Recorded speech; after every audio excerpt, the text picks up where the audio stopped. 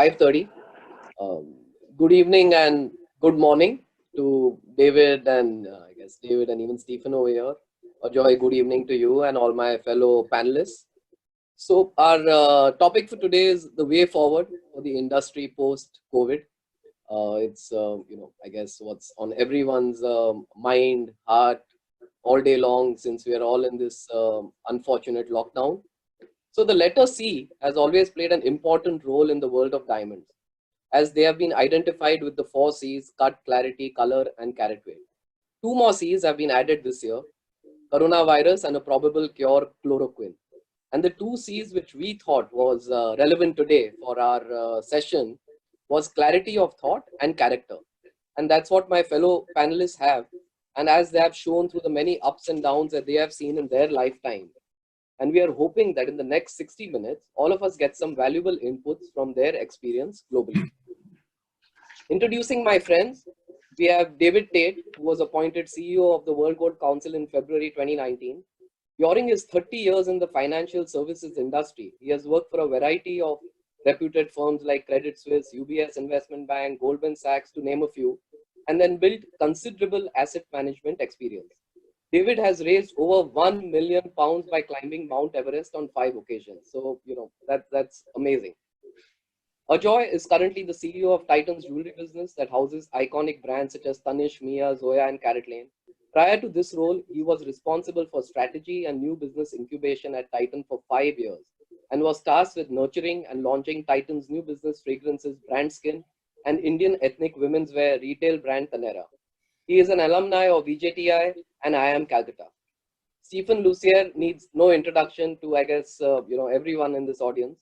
He joined De Beers in London in 1985, and he assumed responsibility for the International Consumer and Marketing Division as a whole in 1993. From 1995 to 2004, he worked with the Diamond Trading Company. In 2009, he became the CEO of Forever Mark and became Executive Vice President of Marketing for De Beers Group in 2012. He holds an MBA from Columbia University in New York and a BA from Boston College in the US. David Kellie, the DPA, the Diamond Producers Association, has appointed marketing specialist David Kellie as the new CEO effective from December 2019. Kellie is an experienced marketer with a successful track record at various consumer brands, including 14 years at Ralph Lauren. He was most recently with Watches of Switzerland, an experience that provided him with valuable insights into the diamond category marketing. So we have a strategy expert, we have a consumer brands marketing expert, we have a diamond miner, we have a marketing guru, we have a banker, economist, and a mountaineer. So, what a splendid team we have here for your evening this Monday. I have segregated our session today into 4 broad parts. Firstly, the challenges that the gems and jewelry sector faces today. Secondly, how has the consumer changed in this new world that we live in? Thirdly, specific marketing initiatives that De Beers, Tanishq, World Gold Council, and the DPA will be taking in the short and long term. And fourthly, the outlook for the future. We will try and spend 15-20 minutes on every section, and I would request all panelists to respond with quick replies so that everyone gets a chance to speak and we have some time for Q&A with the audience. So firstly, a challenge is the sum of intuition and blind spots, a blend of facts noted and facts ignored. Keeping this in mind, what is the relevance outlook for our industry in this changing world? Most studies show that luxury will degrow by 30%. So I would request Ajoy to go first with this question. Hi, Ajoy. Hi, good afternoon to my panelists and all the audience members. Privileged and happy to be here. Thanks, Colin. I don't think I can do any future ball gazing. That is left for experts and consultants to guide us. But every time you try to guess something, life has a habit of kind of throwing it around and tossing it the other way around. So I don't know what is the impact that's going to be. And very specifically, if you're looking at India, and for some of our Gujarati jewelers who are on board, अगर आप भारत के लिए देख रहे हैं तो कोई prediction करना गलत है, because I think India is a young country. India has a lot of optimism. in India, jewelry is directly linked to rituals, weddings, festivals. It is a deep cultural connect, which is established over 5,000 plus years. So jewelry is just not a product that is consumed. It is deeply connected with tradition. And it is almost, and gold is seen as pure and auspicious. So to me, making any prediction basis international benchmarks on how much luxury products or discretionary products can get affected, for jewelry may be a mistake. I also think for weddings, as and when people are going to cut down on many of the extravagant spends that they have, be it on events, be it on specific ceremonies, and many things that have become part of the celebration these days.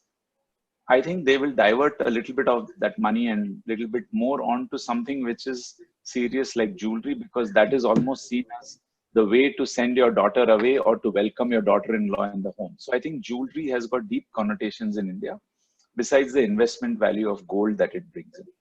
So to me, any prediction is a little hypothetical. And I think people's energies and enthusiasms will change the moment you come closer to festive season in Q3, where a lot of these weddings may have got postponed. Okay. On that positive note, David, what do you feel? You have a perspective on various markets. So what do you feel?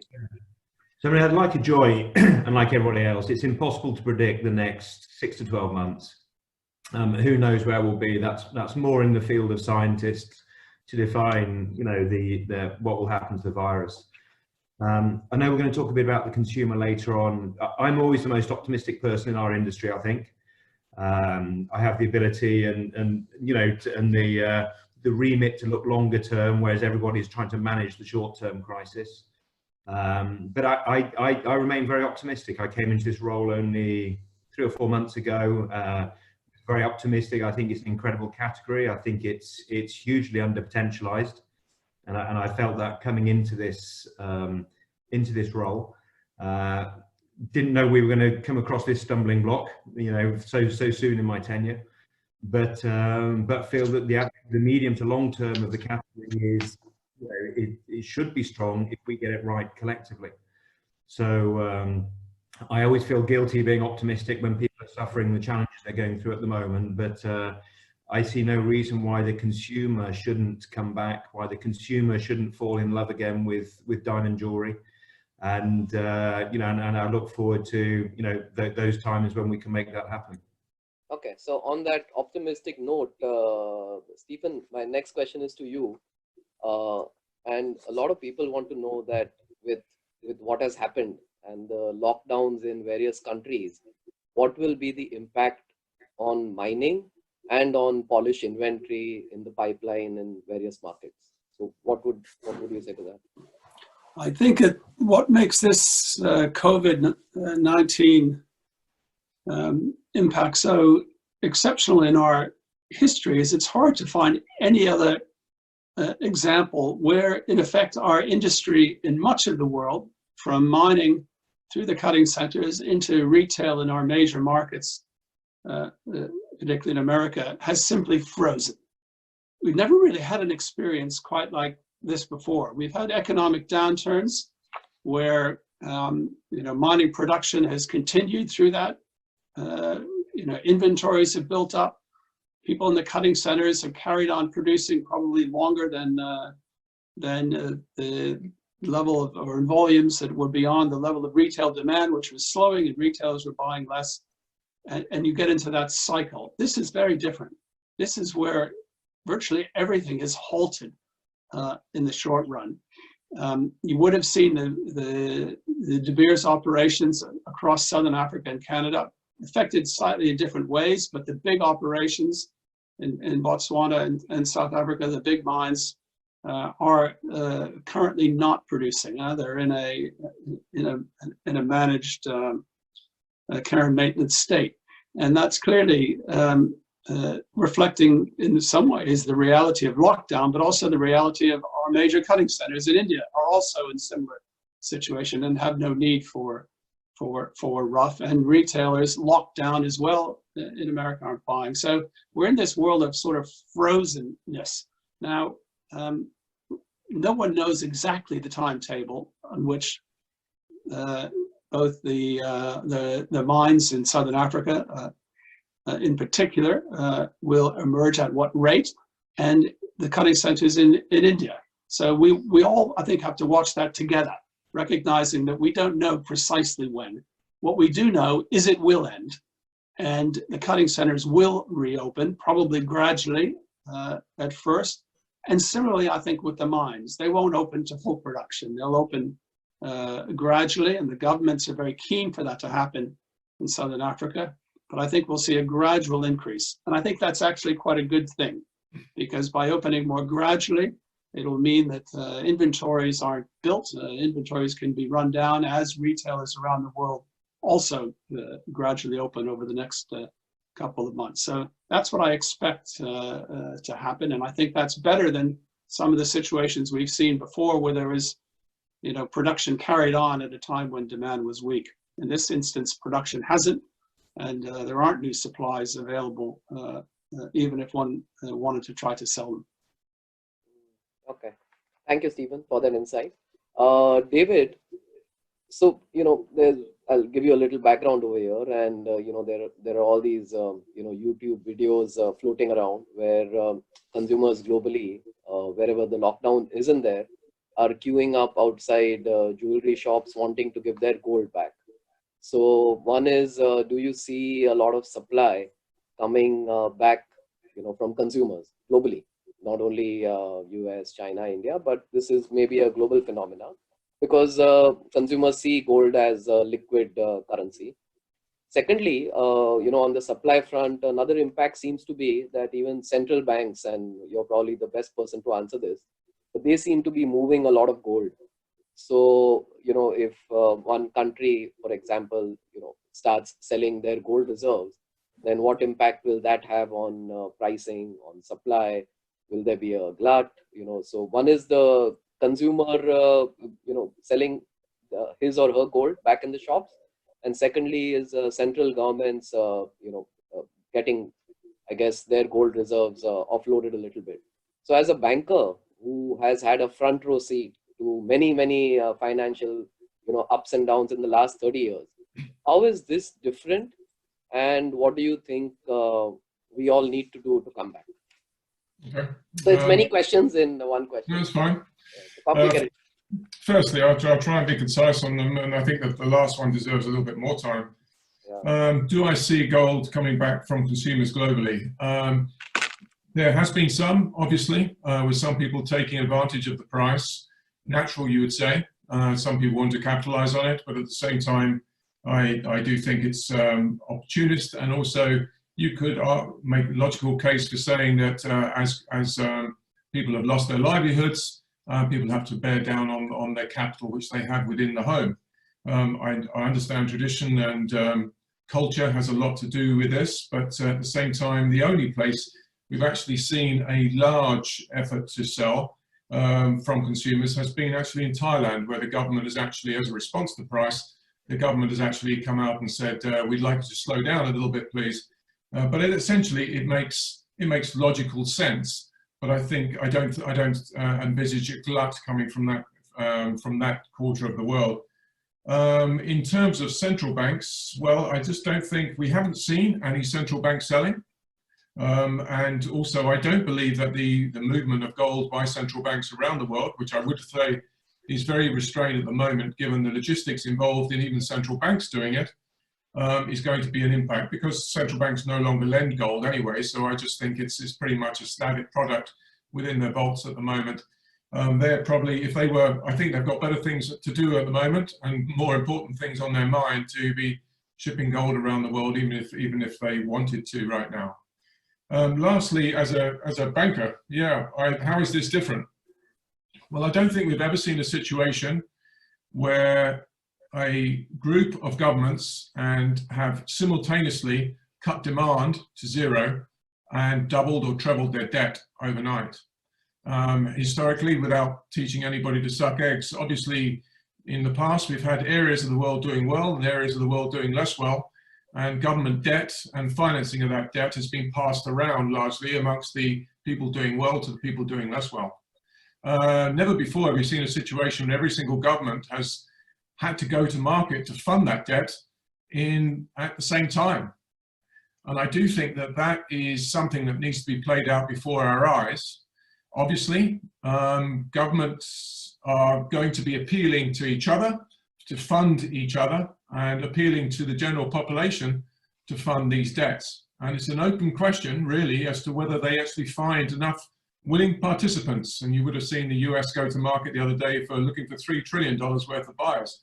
I don't suspect for 1 second the US are going to struggle, but I'm pretty certain there are going to be other countries out there wanting to do the same thing who are less creditworthy, who probably are going to struggle in this regard. Now, if the central banks that back up these treasuries start printing in the literal sense, then you could have a situation where currencies become undermined in a gross sense. We've heard of currency debasement in the past, mid-40s. We all remember that. Well, we remember it from history books, we should say. And that could put an incredible rocket underneath gold as an asset class. And I'm not just saying that from my own perspective. I observe this. I'm waiting to see how they deal with this. I'm fascinated. Back in 2008, they invented quantitative easing. It remains to see if some genius comes up with something new. But right now, I can only really envisage, and this is pie in the sky stuff, grand mutual debt forgiveness as a way of getting out this on a proportional scale around the world. Because right now, everybody's debt's doubled, and everybody's demand is, as Stephen mentioned, has frankly come to zero. So I do think this is different. I do think that the crisis will go away, and I do think that we will slowly come back to normal. But quite how we deal with the debt situation after that remains to be seen. Okay. Thanks, David, for that comprehensive reply. Stephen and David, this next one's for you, and it's a little, like in cricket we say it's a googly, but I guess that's what it is. So, lab-grown diamonds. One is, what do you think happens to it in this, new scenario? And connected to this is when you look back at, the launch of Lightbox and what happened in the last 12 months.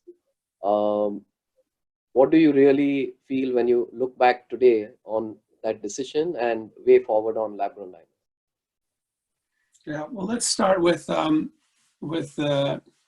what I think the impact is. And clearly, all sectors of the jewelry business have been frozen now. So it doesn't matter whether you're in the natural diamond market or you're in, the gold business, the lab-grown business, the synthetic rubies, emeralds, you're all stopped. So at the moment, it's impacting everyone.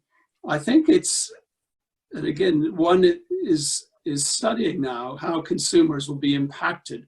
And we're going back and looking at other times of how their choices around products have been impacted by different crises. And again, what makes it so difficult is this one is rather unique, at least in our lifetime. But nonetheless, you try to draw some conclusions from it.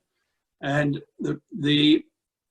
a few things that we do see to be true of prior crises, and from some of the data we're gathering on consumers' attitudes now, is that a few things will emerge.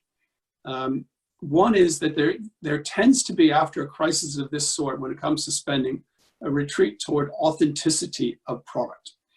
And in prior events, we talked about things like fewer and better things.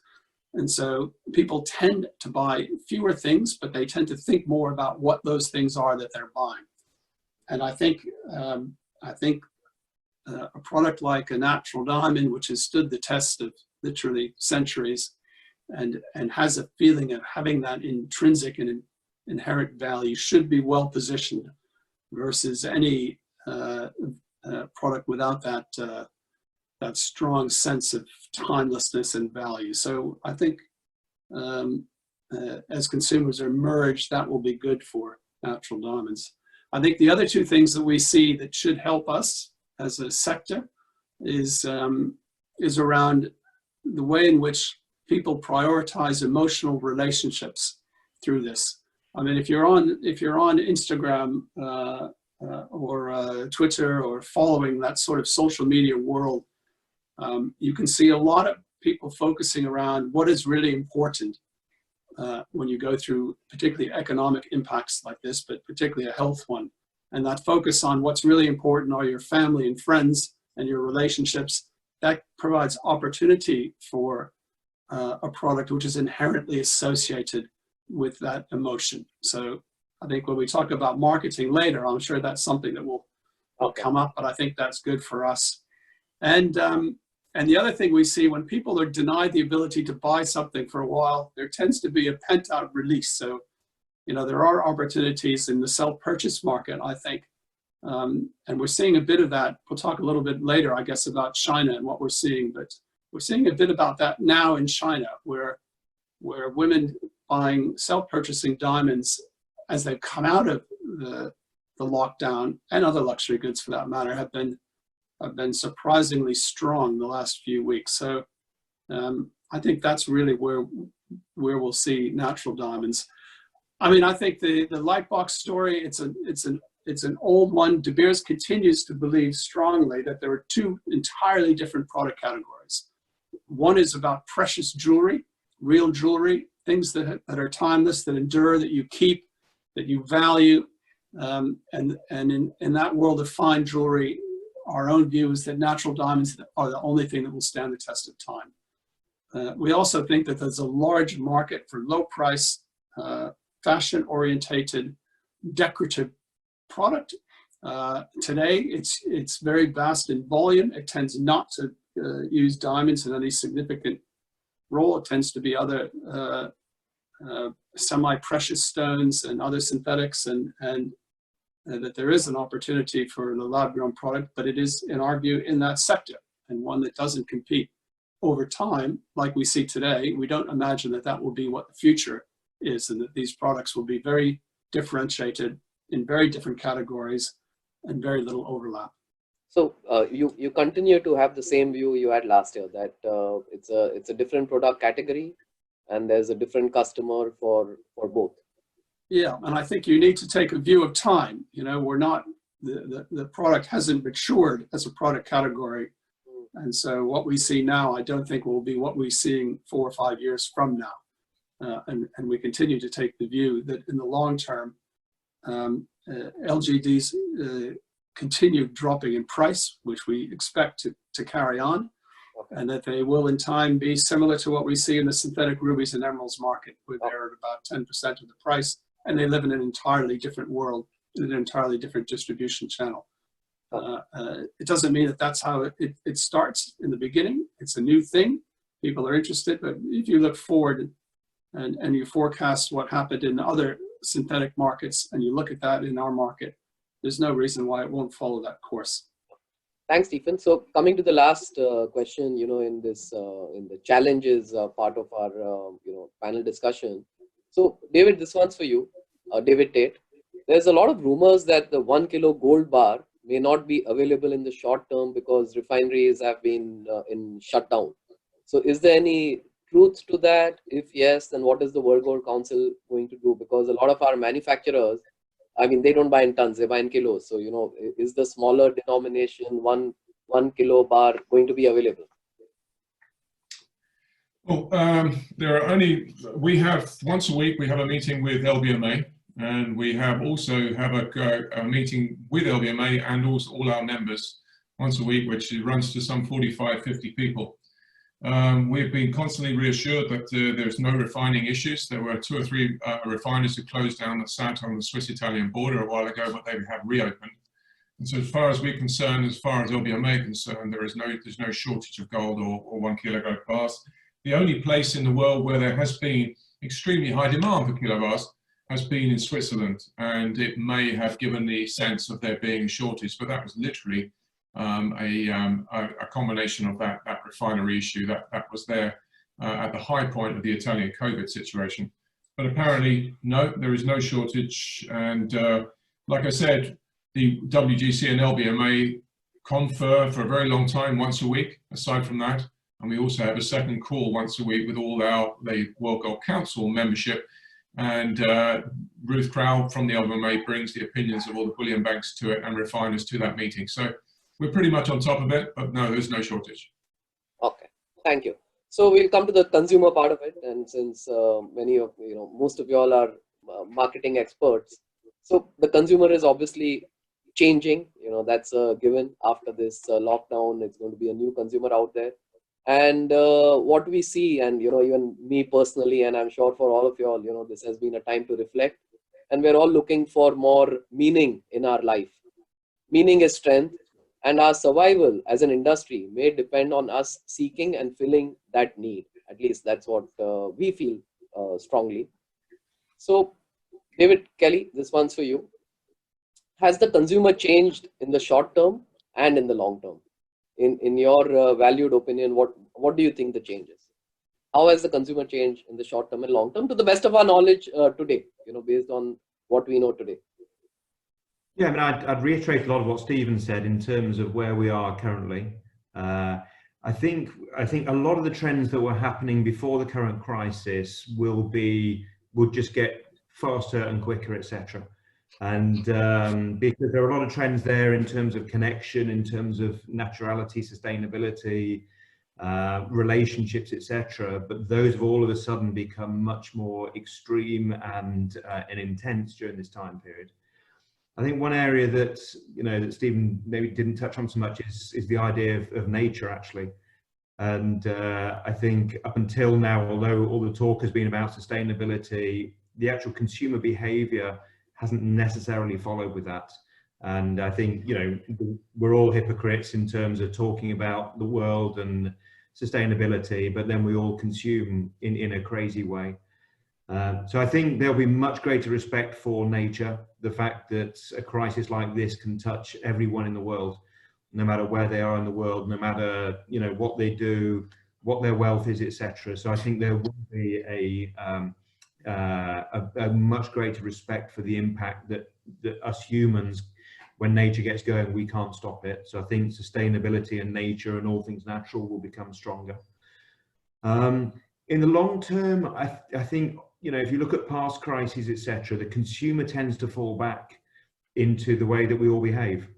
So it's amazing. It's very difficult to believe here and now in a crisis of this magnitude that impacts everybody, that in 1, 2, 3 years time, we'll go back to our normal behaviors, oddly enough. And yes, we will have changed slightly in it, but unfortunately, in some ways, it doesn't change us enough.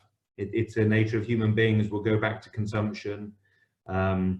If you look at the luxury goods markets after prior crises, what were crises look like mere short-term blips in an otherwise strong market. And I say it's very difficult to believe that when we're in such a crisis now. But when we look back at this in a few years' time, I think the luxury world will see this as a short-term blip, and the consumer will go back to consuming and look for value in products that connect with people. So it's about looking at it short term. How do we get through this? How do we re-engage people in the shortest possible time, understanding their feelings and the connectivity they now want to have, but also getting back to the long term and saying, what does diamond jewelry really mean to people?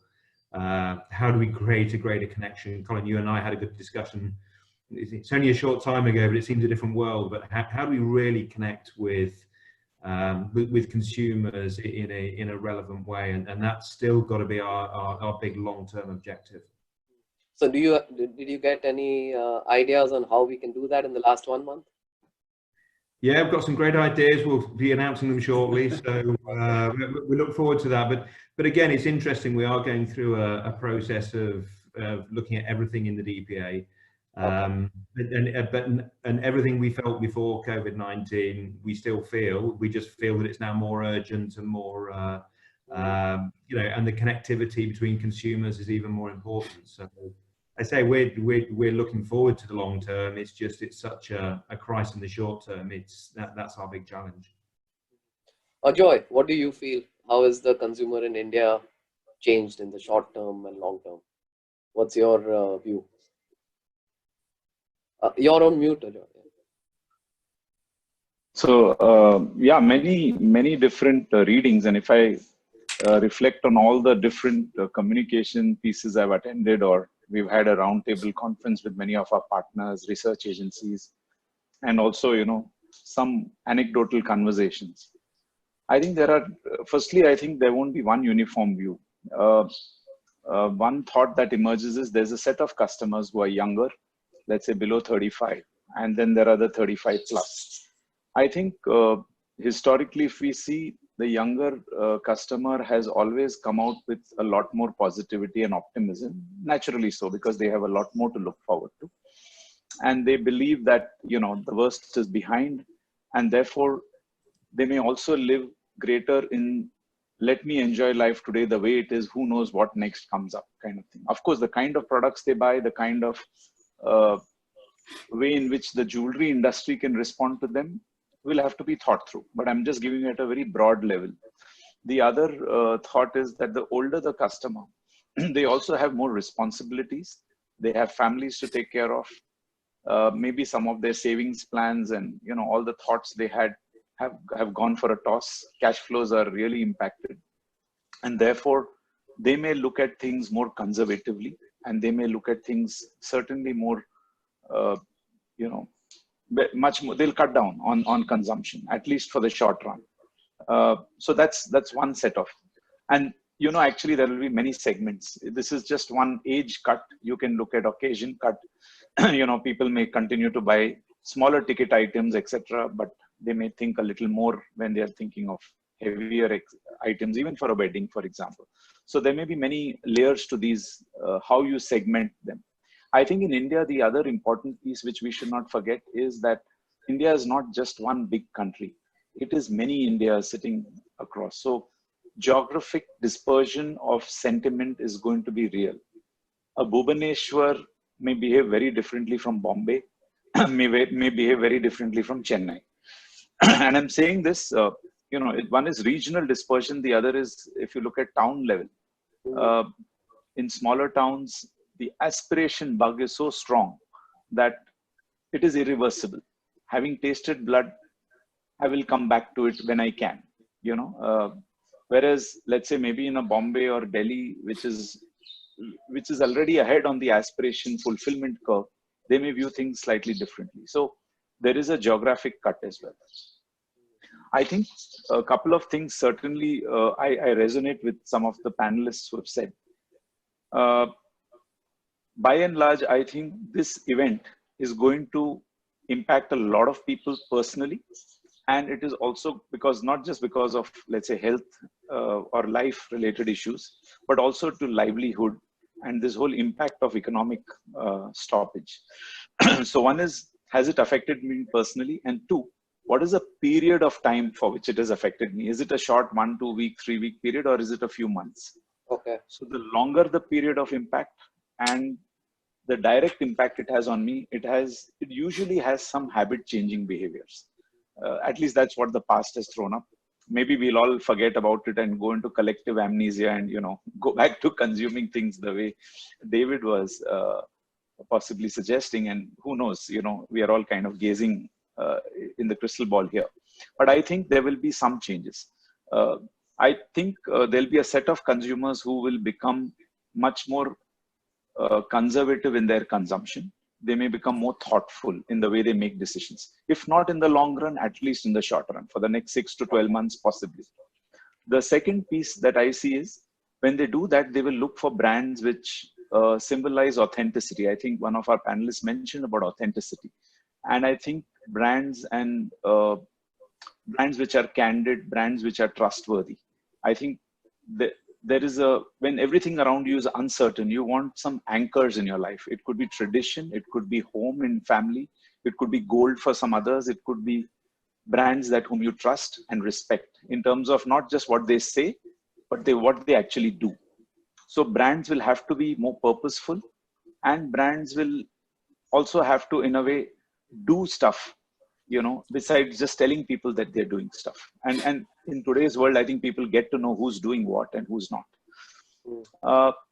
The last point I wanted to share is the obvious change that I think everybody has already acknowledged is that this is the great behavioral change towards digital, which I think everybody is going to experience. I mean, all of us for a month are already operating digital. We have, in our minds, we have already cut travel costs and internal conference costs by 50%, not just because it's going to be a challenging year ahead, but because we know you can be as effective, if in fact sometimes more effective, if you don't have to spend that energy and time for travel. Well, So look at this panel discussion, Ajoy. We would have never done something like this. We have, yes. So I think customers getting used to behaviors like buying groceries at home, or even, tomorrow they'll buy jewelry at home, convenience, whatever you say, that's habit changing. And therefore that is certainly there. And the last piece I think is people will, I like the idea about nature. And I think the way I look at it is, I think some of us will get it and some of us may not. We don't know. As Dr. Yuval Harari says, I don't know what humanity will do.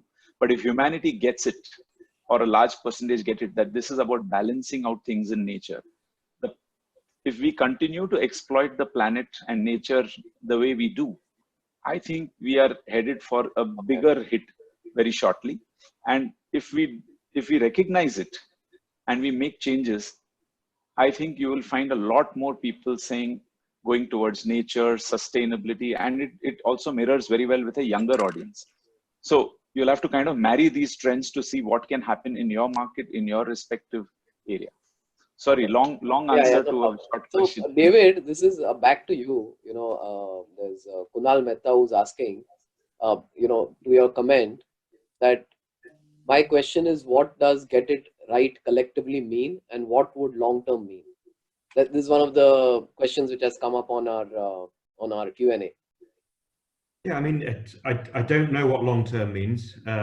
Obviously, we all hope that with all the government actions, this will, the science can catch up, and and we can start to rebuild. And I know later on we'll talk about timescale on it. I think collectively is putting the consumer first. One of my observations from coming in from outside the industry is that we do a lot of talking. We're very focused on supply chain, etc. But the consumer and being close to the consumer is what matters. And the strength and authority with which we come out of this crisis will depend on how much we put the consumer first, and particularly a new consumer, a younger millennial consumer that, honestly, we haven't been good at communicating with. I think it's fair to say it's the luxury market depends on communication to the consumer. It depends on emotional communication to the consumer. And that's what we have, that's what we collectively all have to focus on, because that's what's going to pull us out of this is the consumer. Okay. And that's what I mean by, making sure that we're all focused on that one objective. So I'd come to Stephen over here, since David, you mentioned the consumer, and Stephen, maybe you can share with our audience learnings from China, because China's come out of the lockdown a little bit. And maybe you want to share with the audience, what learnings have you had from China after the lockdown? Yeah, and I think we should. At the same time, I think we're all got so many caveats. We say we need to be careful. One society won't behave exactly like the others, but we should take some encouragement as an industry from what we're seeing in China in the very recent present. Now, we all know that they went into lockdown earlier.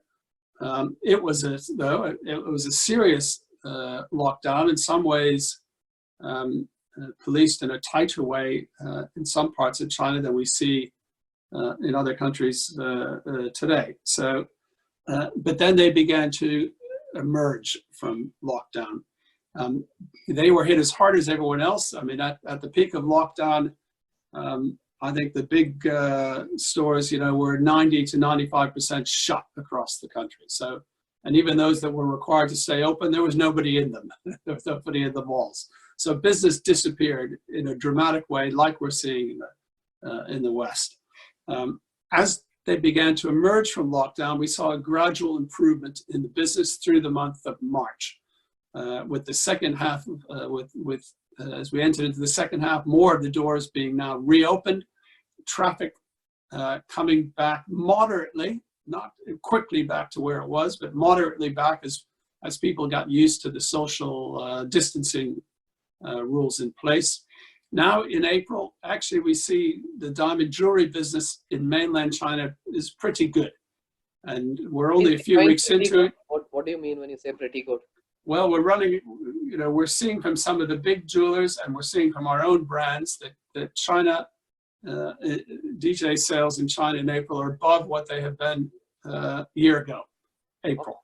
So we're seeing growth again. Now, some of that's pent up demand that couldn't happen over the last month. And so it comes back in, and we may see that tailing off a little bit as people get through the first sense. But what it teaches me about it is a bit like David said, people are resilient and they still desire the things that they did before the lockdown. And we're seeing that there are some lessons though. We're seeing more self-purchase in the beginning. What that tells us is that this is women who wanted to buy and couldn't buy so easily through the process are ready to buy again. And we see that mirrored not only in diamond jewelry, we're seeing that in other luxury goods in China.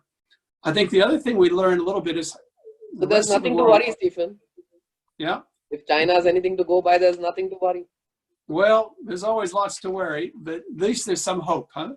And I think that the lessons that they've learned in reopening retailers are very big lessons, I think, for retailers in India and companies in India as they reopen, because there's a lot we can learn by how you operate in an environment where COVID hasn't disappeared. It's just under control in China. And so we see the steps they're taking in terms of temperature checks, in terms of masks, in terms of gloves on retail salespeople, in terms of putting in social distancing, things that make customers comfortable to leave their home and go to your store and to feel that you're treating them in a safe way. And so I think we should all be learning those very specific steps that retailers are taking in China to create that confidence amongst the consumer in an environment where COVID isn't over. It's still there. It's just managed. Okay. Thanks, Stephen.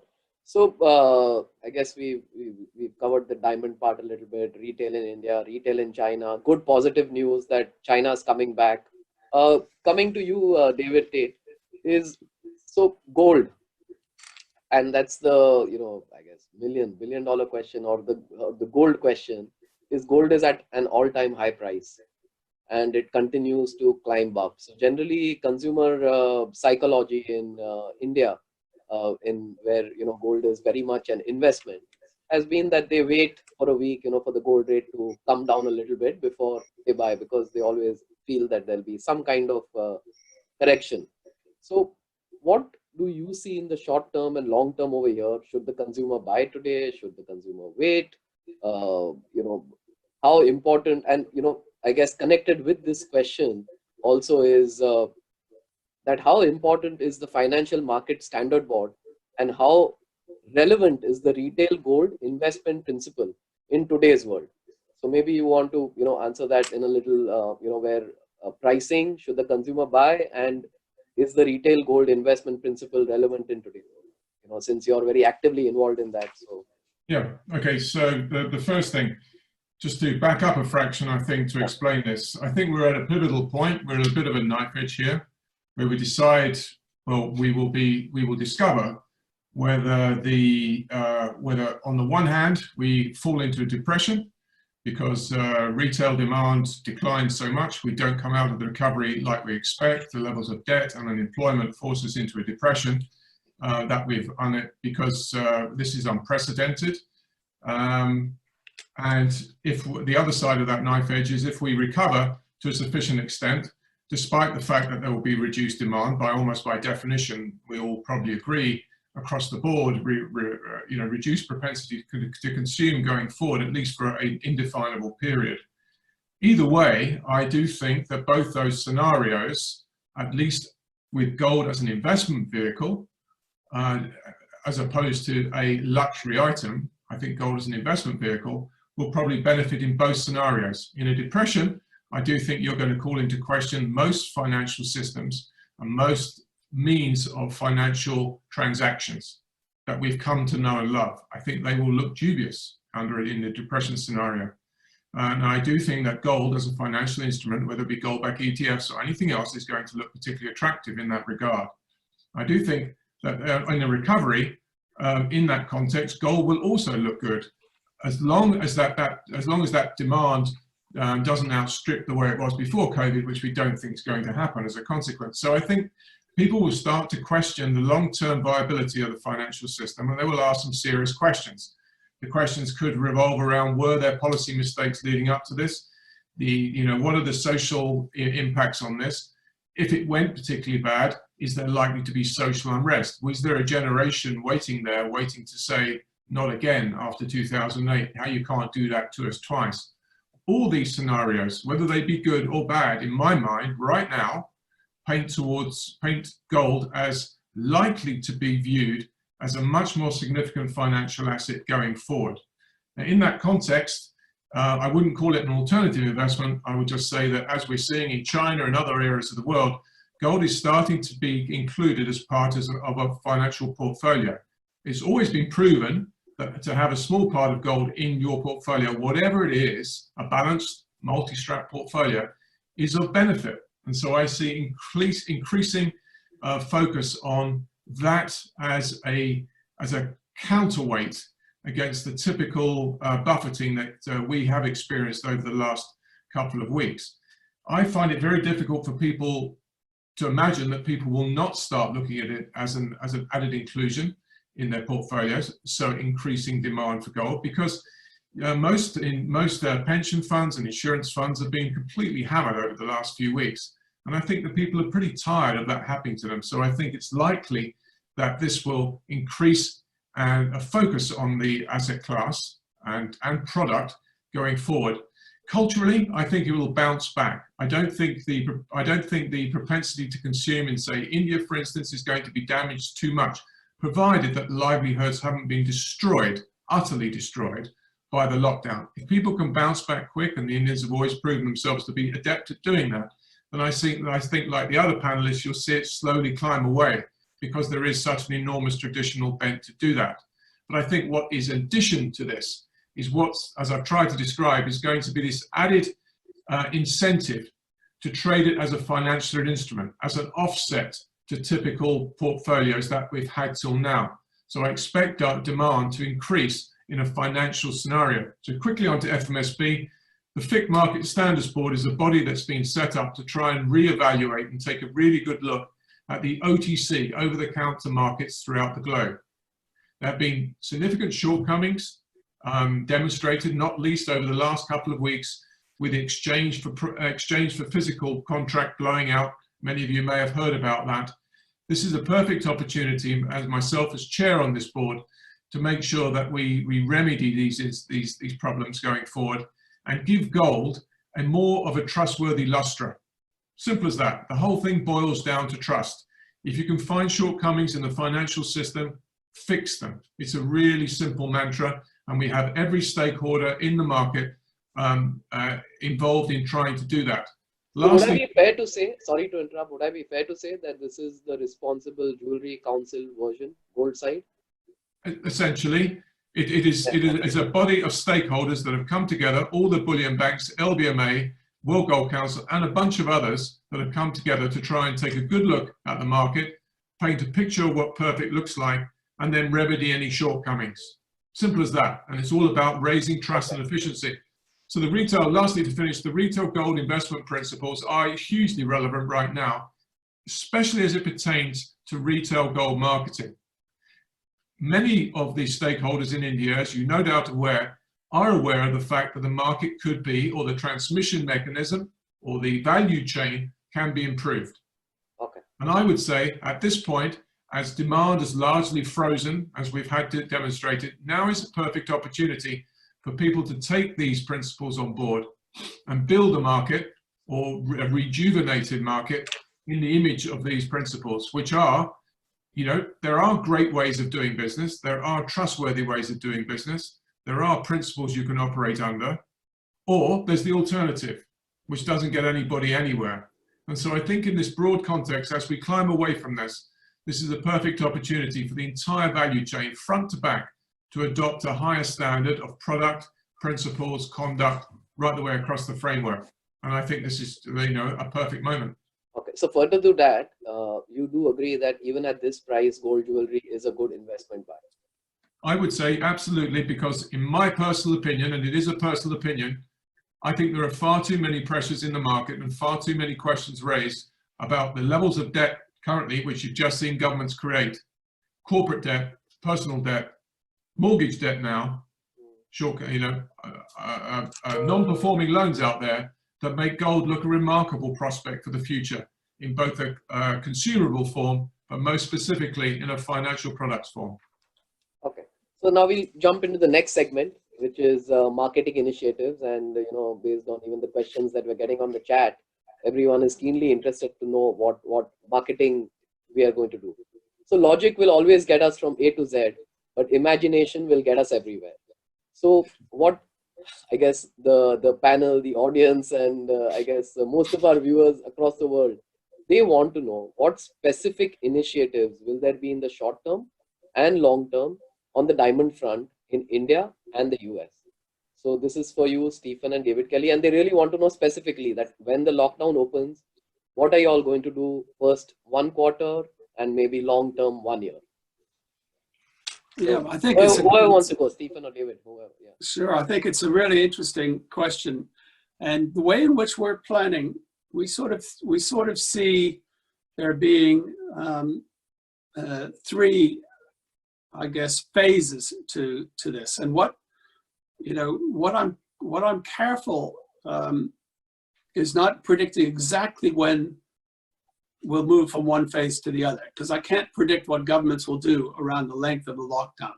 All I know is that there will be a period when it ends and people come out, and there'll be another period when they get over the initial shock and they're in a different phase. And my own view is that those will play out more quickly than people think, but we'll have to see. I think they'll play out in 2020, all three of those phases.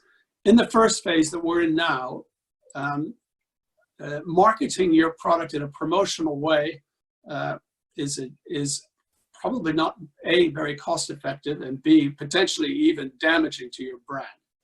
People don't want to, in a lockdown health crisis, want to hear you promoting in a very commercial way a luxury product. So in this first phase, we're really focused on communicating, as I think as an industry we need to do, brands and the industry, those things we're doing as social good within the context of the COVID-19 crisis. So what are you specifically doing? And we've been testing on our social media different consumer reactions to different messages. The ones that are most overwhelmingly positive at the moment is what is De Beers and the diamond business doing to help this problem? And very, very positive reaction. Why is that important? Because it makes people feel positive about the brand and positive about the category for when they come out. You're one of the people helping, you're not one of the people taking advantage. So that's the first area of social marketing. In the second phase, I think and I'm echoing a little bit what David Kellie said earlier, what I think will increase, and you'll have to do more marketing around to make the category relevant and any brands relevant, is this broader contribution to the world. I mean, I think that brands and product categories have to be seen, not specific to COVID, in a much more longer term way. How are you helping in the world? And for me, particularly that's around the natural world and the good that diamonds bring to the places from where they come. And there's going to have to be more marketing on that. And then I think the third area, and I should reassure you that while it's a tough time for all companies, very tough time for all companies right now, including De Beers, our mines aren't operating, we're not selling. We remain committed to our marketing expenditures when we come out of COVID, and they remain in our budgets. So we're looking to be strong in marketing when we exit. And I think the real task here is to remember that two things. One is that people still want to dream. They still want to have positive dreams for themselves. And while they're not focused on them right now, they will when they emerge. And so we need to sell effectively the dream that is Diamond, the meanings that it brings to you. And I think the other thing that I really feel strongly about is that when you go through a crisis like this sort on the health, particularly the health related, and you come out of it, and you're with your family, and your family has come out of it, you feel grateful, and you want to celebrate something. You want to celebrate that you have around you what is most important to you, and you want to feel lucky, and you want to mark that in a meaningful way. And so I think that you'll see more marketing from De Beers that focuses more on the emotional joy of celebrating life in the context of your emotional family. And that's where our initiatives will be. And actually, I feel quite positive about the way in which they'll be received. You need to get the tone right. You need to be very careful around tone of messaging now. But the reality is that our product does stand for what people will want when we all exit this strange world that we're in today. Okay, David, you have anything to add to what Stephen said? Yeah, I mean, obviously Stephen and I spend a lot of time talking about this, so you'll have to forgive us if we share the same conclusions. Okay. One of the things I'll add to Stephen, so I'll ask you another question then. No, I'll give you a couple of specifics there, Colin. One is that we have set up in the US and in the UK with other industry bodies the Jeweller Support Network to help retailers to find the resources they need to be able to get through the crisis. And then secondly, we've set up a consumer group with the same group that is Support Your Local Jeweller, which is to tap into that emotional connection between the consumer and their local retailer. And so we've spent the last 3 weeks working on this. We are getting social stories back from retailers. We think that, like restaurants and other local business partners, there is a great affinity and a reputation that jewelers have built up. So we've done a lot of work from that perspective. And then the other big thing I would say is digital. Again, we as an industry have not done a great job of communicating through the digital platforms. And that is where this audience is now consuming, whether it be social media, websites. This young female audience is just about all digital. And again, I mentioned it earlier on about getting closer to the consumer. We're all on this call are guys. We've also got a lot of amazing female talent in our industry, and they are very close to the consumer. And we've got to get much closer from a digital perspective. So, and again, I can't remember who mentioned it earlier on. Digital, this situation has heightened the digital requirement for proximity to other people, and that again, it was there beforehand, but we were a bit slow in getting there with it. So digital and how we show up on digital is going to be critical, both through the crisis and coming out the other end of it.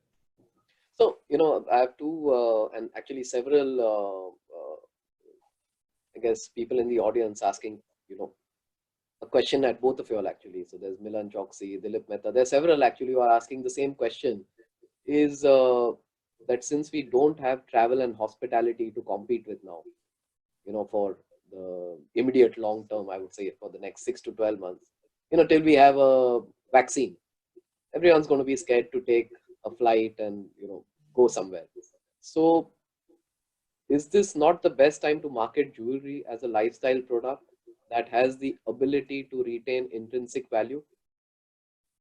Means shouldn't we reposition ourselves so that we take, because we have like one of our biggest competitors, say, out of the room now. So what are your thoughts on that? I mean, from my perspective, I think we're close to that point. We've been doing some digital marketing, as I said, around Support Your Local Jeweller. And there's been a bit of a negative pushback to say how can you be thinking about jewellery when we're worried about food and our business surviving. So I think we are in a slightly sensitive period just at the moment, but I think we're coming out of that and hopefully coming out of that quite quickly. That it's amazing how quickly people do move on and want to get back. And I think after previous crisis, it's what people have wanted is experiences, and I put what we do in the experience category because it's not a commodity that you have temporarily and you throw it away. It is an experience, and so I think we're very close to that point. I think we're just on the cusp of whether it's right here today or not, or whether we put the foot on the gas in a month's time. Okay, Stephen, your thoughts? You think? Yes, I mean I agree with that comment around travel, because if you look at the surveys that De Beers does around our competitive set, in virtually every market of the world, they're usually the top three, sometimes the top five, but usually the top three competitors, or diamonds being one of them.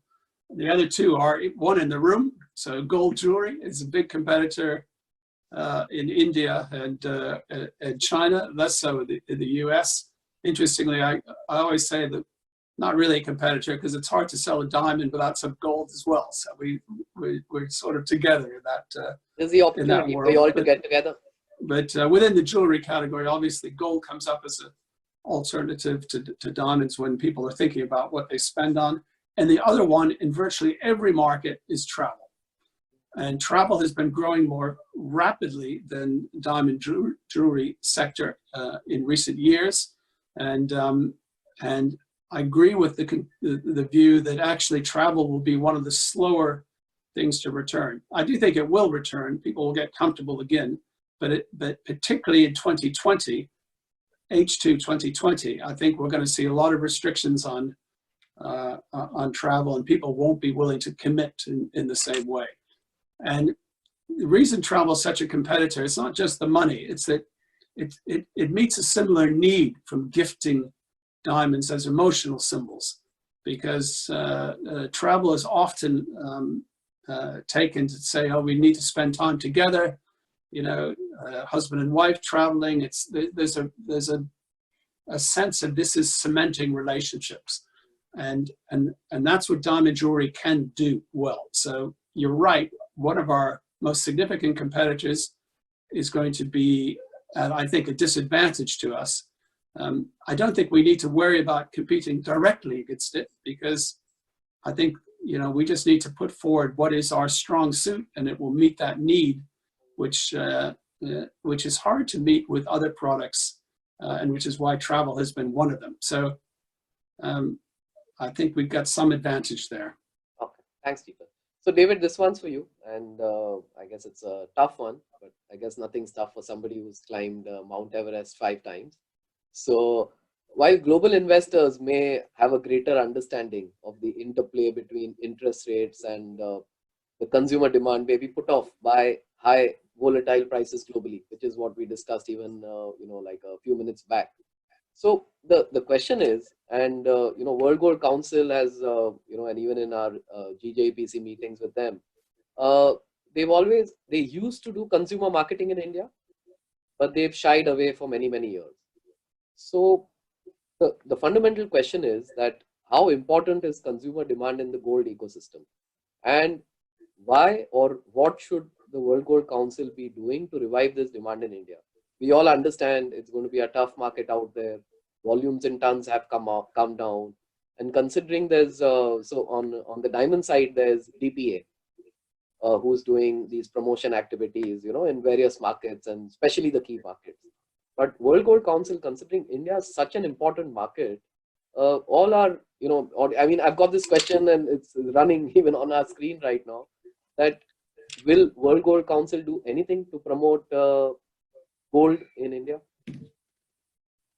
Well, I think, just going back to where you started,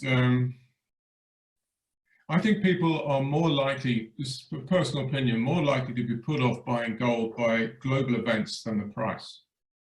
I think the impact on their personal circumstances is going to have a greater impact than the absolute price. I know that might sound like a contradiction in terms, but I think their degree of security, their willingness or propensity to consume and spend that extra dollar on what one would consider, at least in the Western world, a luxury item. I know it's somewhat different and traditional in India to understand that. I do think is going to be governed by their sense of well-being and safety. And I don't mean safety in a medical sense, I mean in ability to earn money.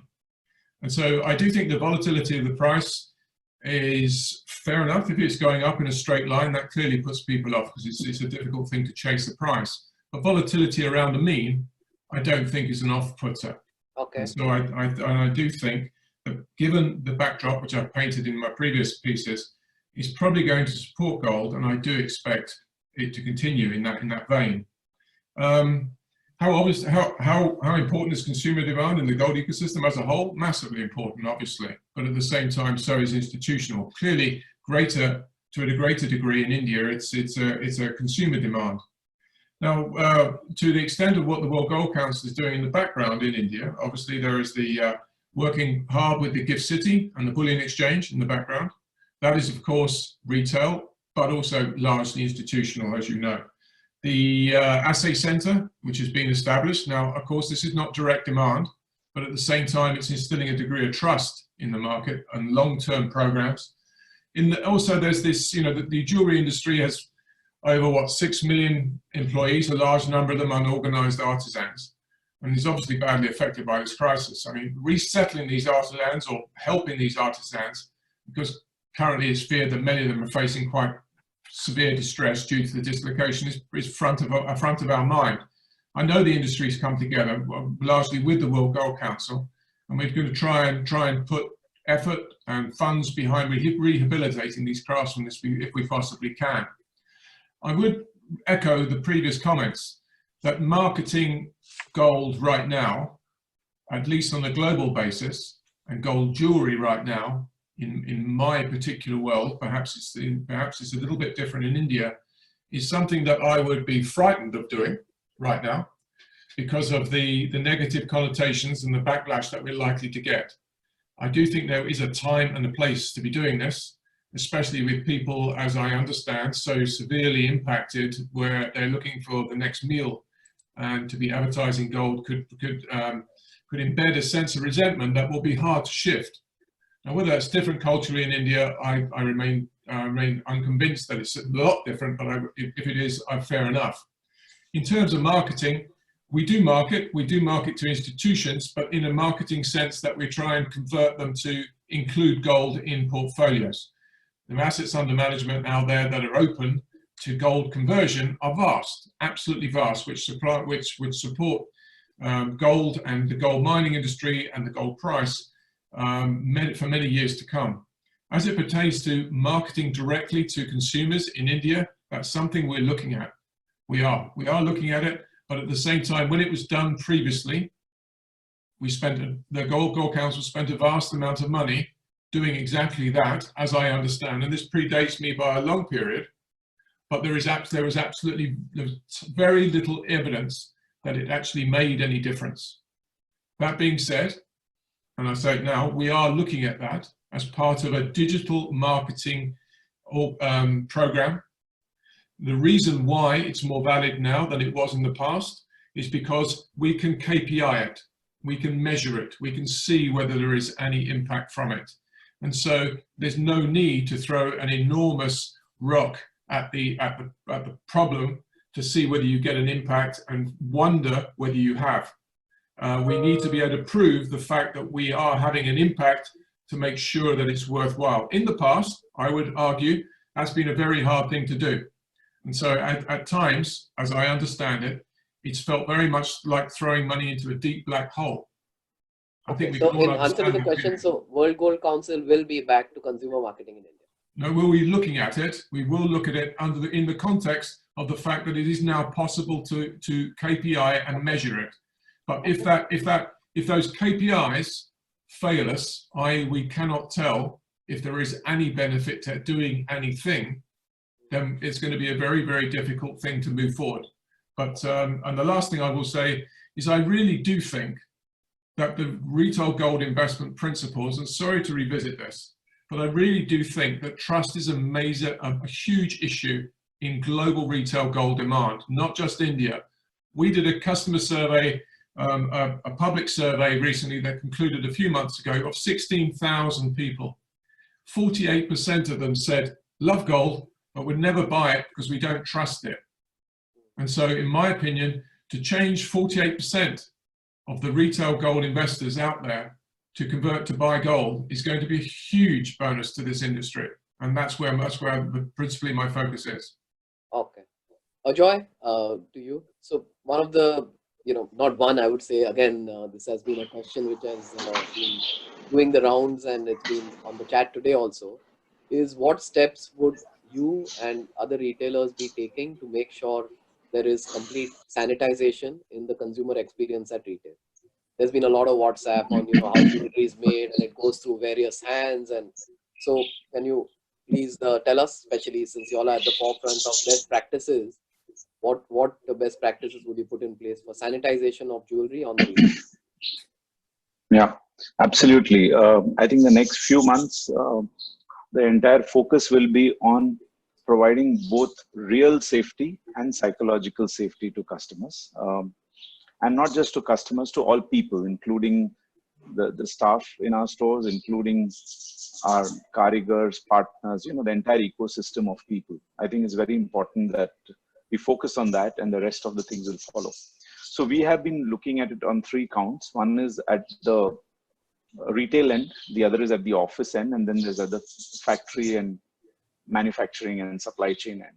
Yeah, on the retail end, we are looking at 3 or 4 broad levels. One is to be prepared before we start. A lot of work goes in thinking it through completely. It's not about just starting off and maintaining social distancing. I think it's a lot about knowing what materials you need to have in place. Do you have adequate masks, disposable, non-disposable, gloves, sanitizer, so on and so forth? Do we have thermal scanners? Are we going to look at potentially redoing the layout of our stores in terms of ensuring that, earlier if you had 3 chairs in a counter, across a counter, can you ensure that there is 6 feet and you mark where the chairs are, so on and so forth. So there's a lot of preparatory work, including sanitizing the store for a day before you actually start calling people in. The second area is, so this is about preparation. Related to the preparation is devising the entire SOP and educating every person in it. It's unless that person understands why you're doing what you're doing and how you're going to do it, and they understand it in their language, it gets stuck in their minds visually and on video, it can just be a checklist. So I think it's going to take us at least 2 weeks as a national chain to be able to educate everybody. The third thing is about having deployed it, how are we going to ensure there is 100% adherence and compliance to these safety norms? We do a lot of mystery audits, we do a lot of consumer checks, we do a lot of, so I think our entire team is going to focus on ensuring there is 0 defect in execution, because we can't afford even a single person to, get impacted by this. So I think it sounds like the obvious, but I think it's the most important thing as to how are we going to execute it. It's easier for a standalone store, maybe, or a smaller set of stores. It's more challenging for us as a national chain of 350 plus stores. The important piece also internally in the store is to be able to ensure we don't inconvenience customers. So we are actually going to look at very actively appointment-based selling. It's not that if somebody walks in, you will refuse them, but you would encourage appointment-based. And if the store is empty or can accommodate 1 or 2 extra people who have walked in, sure, it will be taken care of. But the more we are able to do appointment-based selling, the more we are able to help people shortlist products, maybe online, and then thereafter, maybe minimize the time they need to spend in the store. Or there may be people who may want to say, listen, can you serve this to me at my store? At my home, in which case we shortlist some products, book an appointment and go across to the customer's home and actually enable this purchase remotely. Or of course, I talked about it earlier, perhaps, I'm not sure, video-based selling, that is, can I sell it to you across the screen? Maybe shortlist products, if nothing else. So there are many ways in which we can look at customer safety and convenience And in a way, thinking through that entire spectrum as to how we will ensure this is 100% safe is the most important piece. The next important piece thereafter in my mind is being able to, besides whatever has been said, I'm not repeating all the other stuff. I think what stands out to me is about positivity and purposefulness. I'll just pick these two. How positive you can be in a sensitive tone. One of the panelists talked about the right tone at the right time.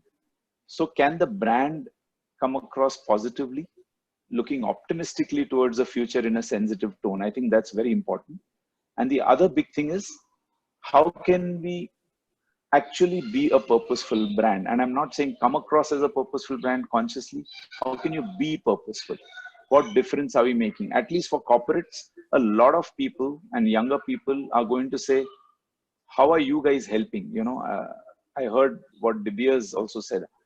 The government can't do everything. So how are you being purposeful in the way you can shape the future and positivity around the economic environment or around safety or around sustainability and planet?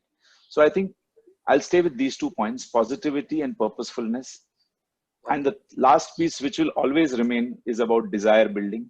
And desire building will never go away. Therefore, innovation, price points, design excellence, I think all of that comes together in one bunch. So I guess the next one would be further to what Ajoy and Ajoy brilliantly said. Thank you for those inputs.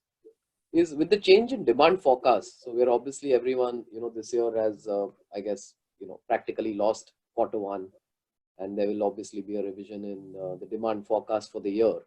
So the question which a lot of, our viewers want to know is, how will a retailer, miner, a body like DPA, WGC, means how will everyone act in a responsible manner to take care of the entire supply chain rather?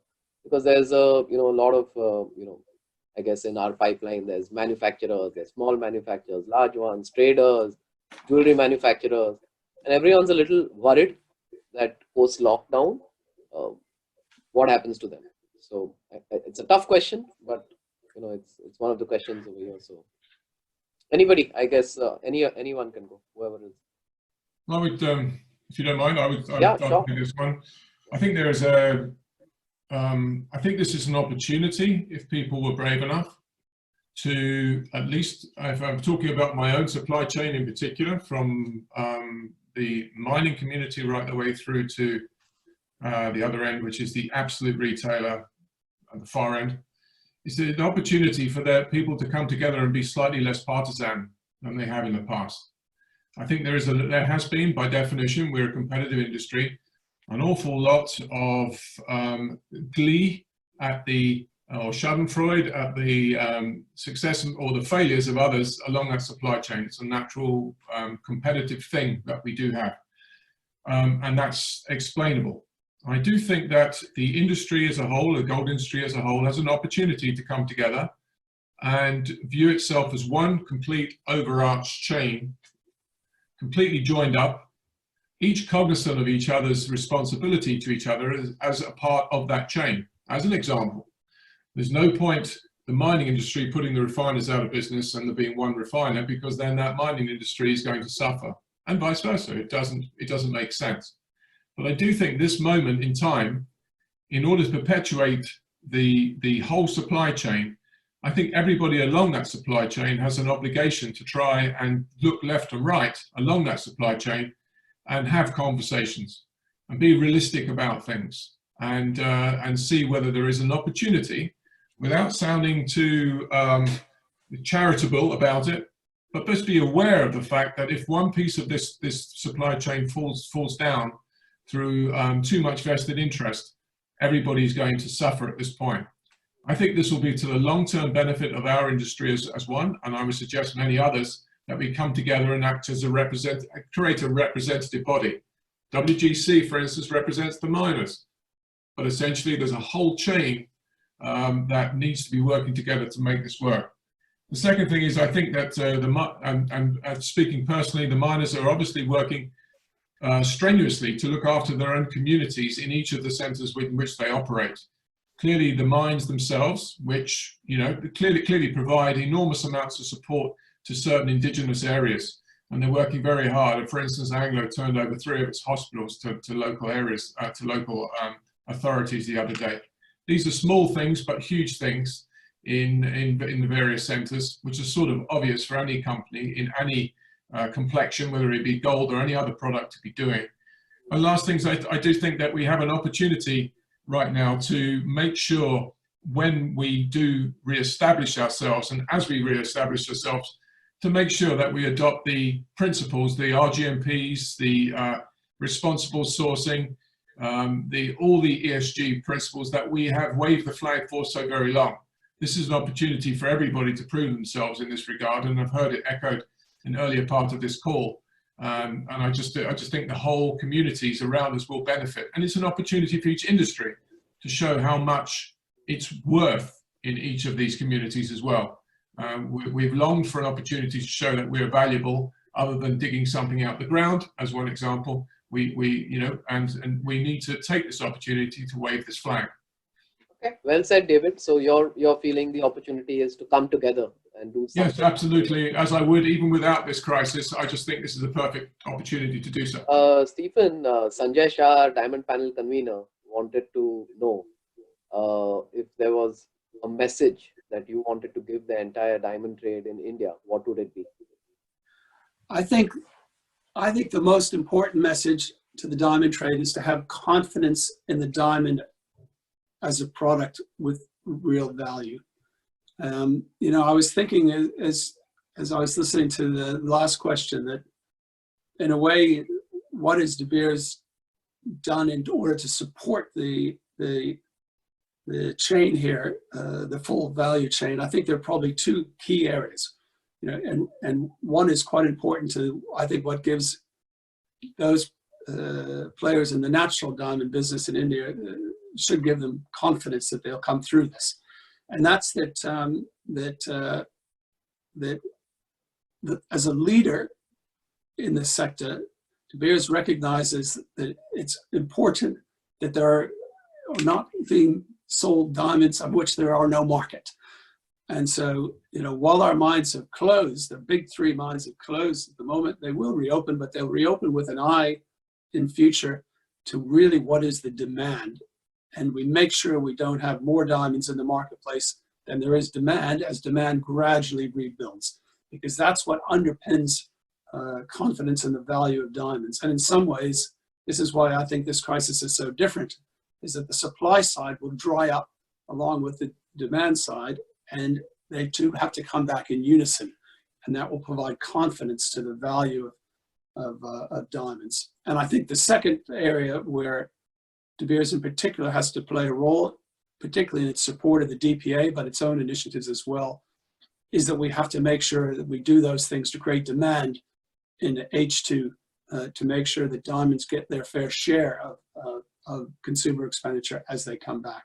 So I think, showing, as we've done right from the beginning of the downturn with our own clients, ultimate flexibility in the way in which they purchased rough diamonds from us. And I think that's helped a lot to make sure that rough diamond stocks are not high in the pipeline, and that as there's no new production, they're not going to get high until there's demand.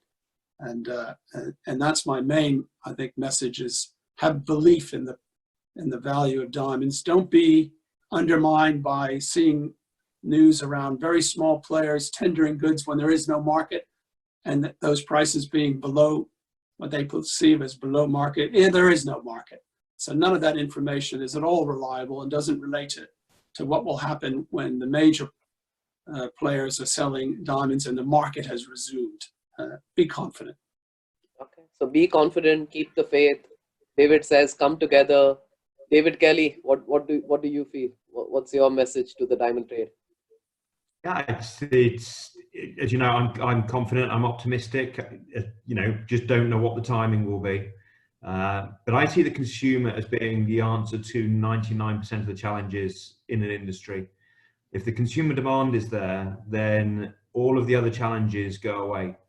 And when you look at the history of luxury goods in general, the LVMH group, the Kering group, the success they've had in luxury over the last 20 years is incredible.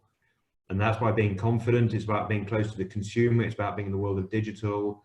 And that's why, you know, as a DPA, with great support from the mining community, with the support of all of the other partners, yourselves, Colin, as well, it's so important that we build the trust, the emotional connection with diamonds and diamond jewelry.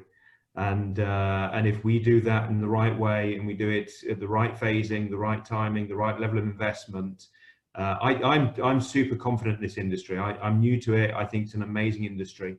I think it's an amazing product. I think we need to do more in the way of innovation to make it relevant. But I really am confident in it. I'm frustrated we've got this period of time at the moment, but that's outside of all of our control. But I'm excited by it, and think we can do great things. It's just the timing of it is the big question that none of us knows.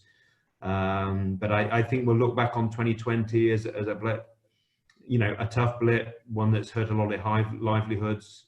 But I think when we look back on this in a few years' time, if we get it right, it will look like a blip on our growth chart, as opposed to you know, a fundamental change in where we should be going. So you feel it's the consumer which holds the key, and we have to get him back, or her back rather? Yeah, I mean, if it's not the consumer, I don't know what it is, to be honest, Colin. Okay. We are, you know, we've got a lot of, you know, a complex supply chain that affects all different people, but ultimately it's the consumer. We're selling to the consumer. They're the ultimate consumer of the product. If we forget about her and him, then we can continue trying to address the industry problems, but they're not going to go away. Meanwhile, if they fall in love with diamonds, and they, you know, self-purchase or engagements or for any occasion, we can easily and quickly pull our way through this as soon as the crisis is behind us. Ajoy, what would your message be to motivate employees, vendor partners, everyone in the pipeline? So I think many of us, we can choose to respond with anxiety and panic, or we can choose to respond with a certain sense of acceptance and calmness. Okay, I think very many of us on this panel actually are very fortunate and very privileged that we are not having to struggle for our day-to-day existence. We are better off than many other people. We are blessed. Yes, our cash flows are under pressure. Yes, there are worries and anxieties as to what's going to happen to all of us, what will happen. I think, you know, if we were to just view things away from what is going to happen to me and my business versus what can I do to help people who need to be helped at this point in time. It could be your employees, it could be, you know, it could be people in your community, neighborhood, whatever. I think this is a time to focus on others, because if you do the right thing, over the next 3-4 months, don't think 1 year ahead, look at it for the next 2-3 months. All the good work that you've done in the past, all the savings of the past, and all the positivity of the future, you can borrow from the future and you can leverage your past, and therefore do a meaningful present.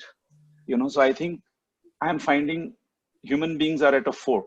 You can choose to act out of insecurity, scarcity. How much can I secure for myself? How much do I protect my cash flow, wealth, etc., and my profits for the current year or the current 6 months? And on the other hand, the other side is, what can I do to others? And I'm sure it'll come back to me many times over. It may sound philosophical, but frankly, we have no other option. Nature has pushed us into a situation where you can only think about the present. So personally, I think I'm looking at it, you know, 1 month at a time, 1 quarter at a time. Anything beyond a quarter, it's foolish to think. But at the same time, it's important that we direct our attention in the positive side of the fork rather than the panic, anxiety, fear, worry, self-centeredness of the fork. Sorry, sounds like a lot of yarn, as they say, but that's what I would, it's my personal view. Okay. So for Stephen, David and David Tait, one of our, there's a Derek Palmer who's asked, can De Beers and DP and WGC provide written positive messages which can be quoted and used to communicate and amplify further downstream through the supply chain to maintain industry and consumer confidence? Is that possible for you all to? Yes, I mean, from my perspective, I mentioned the tie-up with LBMA, the calls that we have weekly. No, they want written positive messages, which we could share in, with industry at large. Yeah, well, we are as an industry coming together to do these things, and obviously we put out a combined response to the EFP blowout, market blowout. But yes, you're dead right. We need, at this time, we need to give confidence to consumers, whether they be retail or institutional. You're dead right. Okay, so Stephen and David, possible? Indeed, yeah, sure. Okay. So it's been fabulous, and I guess it's been a great last 1.5 hours. We've been, we've tried to answer all the questions which have come our way, and hope that all the viewers had a splendid morning, evening, depending on the time zone they're in. So just to end on a nice, positive, happy note, the billion-dollar question that all our viewers want to know is, which month do we all see, which magic month do we all see business coming back? So in no particular order, we'll start with you, Ajoy. When do you see business coming back? No diplomatic answer. Yeah, nothing diplomatic about it. I wish I knew. To be honest, I'm in the same storm or the boat. I was hearing some stuff. We're in the same boat, maybe not in the same boat, in the same storm. Okay. So I don't know. I think it's very important to recognize that it's forever. So whether it is 3 months later, whether it is 6 months or 9 months, I don't know. But I would like to still pin my hopes around the festive season of Diwali and Q3, because so we'll be back at Diwali. I don't know. I think hope is very important for humans to feel positive, and therefore you must hook on to something which at least gets you past the next 3 to 6 months. Okay. Thereafter, David, I think we can see how to survive the remaining 6 months. Okay, David, Kellie, what do you feel? Yeah, I'm closer to the US and probably Western Europe. For me, September. I think. US will be back in September.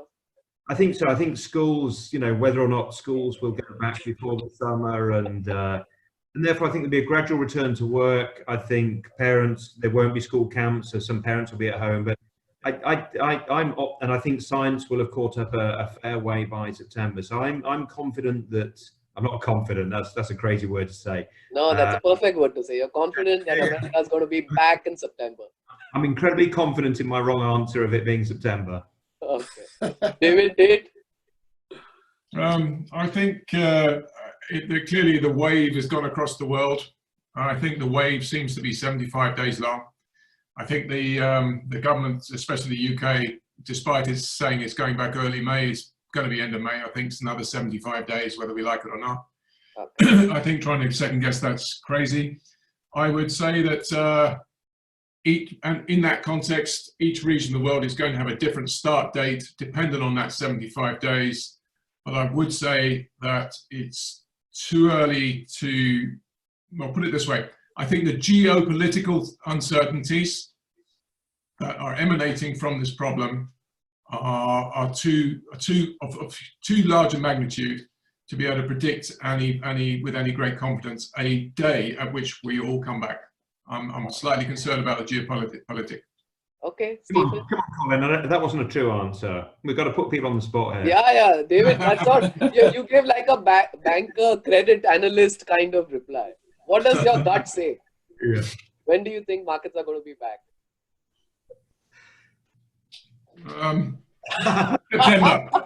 September, I think he's right. September, because I think the US will accelerate. The US will come back quicker than we expect because of the policy over there. Okay. We're already seeing Eastern Europe and Western Europe coming. So I think probably September, by the fact, hopefully we'll all be smiling at that point, but not before. Thanks, David, Kellie, for helping me out. Stephen, what do you feel? No, it means I get the last word, huh? Yeah, I'm always. not going to disagree with all these experts here. But I think that, I think that let's look at where our key markets are. Huh? So, U.S., China, and India are on together well over 3/4, nearly 80% of the world's sales of diamond jewelry. So that's what counts for us. China already on the way back. Now they got to manage the issue, but and there's no normalcy until there is a vaccine for this virus. But we can see that things will approach a new normal and business will happen there already. America, they can't keep in lockdown for months and months. You can see already the issues that they have beginning to emerge there. I think we'll see, what am I planning on? I could be wrong, but I can see the beginning of the reopening of stores and the rest in June. Business will come slowly back through that period. And I think really what we're focusing on the industry is being in a position to compete strongly in the Q4 in the US, the end of this year. And we mustn't let this fourth quarter pass, because I think there will be business to be done and we need to win our fair share of that business. And there are economic scenarios. Still, the central scenario is that the fourth quarter should be a reasonably decent fourth quarter. Now, I recognize, because of making up of the lost sales in part, I recognize that there are upside scenarios to that and there are downside scenarios to that. But I think we should plan as an industry to be able to compete effectively in Q4. And India, there are probably better people with more knowledge than me about the timing of India, but I think we'll see resilience in the retail sector in India, given particularly that there's lots of smaller independents who are in a good position probably to be quick in responding, where it's much harder for some of the big chains to do the same. So I think that we should expect to be playing for real in the fourth quarter of this year for sure. So on that happy note, we'll be back soon. And thank you, Stephen, Ajoy, David Tait, and David Kellie for your time, taking time out on this day. And I hope all the viewers enjoyed it. Thank you, everyone, and bye-bye. Thank you. Bye-bye now.